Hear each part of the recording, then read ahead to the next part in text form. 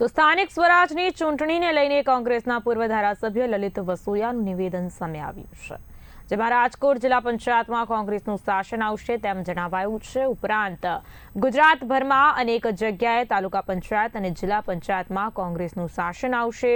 ભાજપમાં પાયાના કાર્યકરોની અવગણનાને લઈને ભાજપમાં જૂથવાદ સામે આવ્યો છે, તેવું પણ નિવેદન કરાયું। પાયાના કાર્યકરોની અવગણના થતા ભાજપમાં કાર્યકરોમાં અસંતોષની આગ ફાટી નીકળી છે।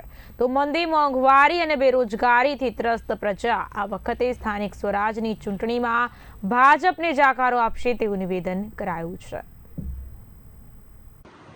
સ્થાનિક સ્વરાજ્યની ચૂંટણીઓ જાહેર થઈ ગઈ છે। આખા રાજકોટ જિલ્લાની અંદર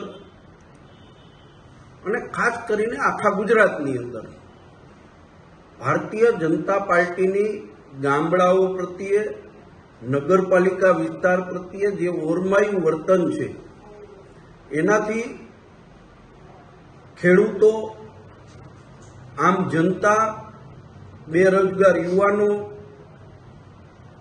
બધા નારાજ છે। ત્યારે કોંગ્રેસ પાર્ટીએ 2 મહિનાથી સ્થાનિક સ્વરાજ્યની ચૂંટણી અંગેની તૈયારીઓ શરૂ કરી દીધી છે।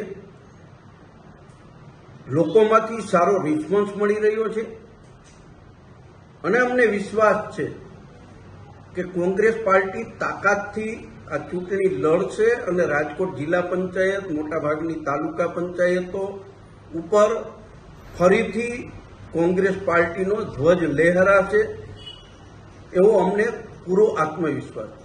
શું કહેશો લલિતભાઈ, ભાજપની હાર પાછળનું મુખ્ય કારણ શું રહેશે? કાર્યકરોમાં પણ એક જૂથવાદ સામે આવ્યું। ખેડૂતોને પોષણક્ષમ ભાવ નથી મળતા, મોંઘવારીથી આમ જનતા ત્રસ્ત થઈ ગઈ છે। લોકોની નારાજગી આ ચૂંટણીની અંદર ખુલીને સામે આવશે ને સામે ભારતીય જનતા પાર્ટીમાં જે પાયાના નિષ્ઠાવાન કાર્યકર્તાઓ હતા, એ કાર્યકર્તાઓની નારાજગી ખુલીને દેખાઈ રહી છે। કોઈ જગ્યાએ ભારતીય જનતા પાર્ટીના કાર્યકર્તાઓ આક્રમકતાથી લડતા નથી। બહુ સ્પષ્ટપણે એવું લાગી રહ્યું છે કે ક્યાંક ને ક્યાંક ભારતીય જનતા પાર્ટીમાં આંતરિક અસંતોષ વધ્યો છે ને એને કારણે કોંગ્રેસ પાર્ટીને એનો બેનિફિટ, ફાયદો મળશે।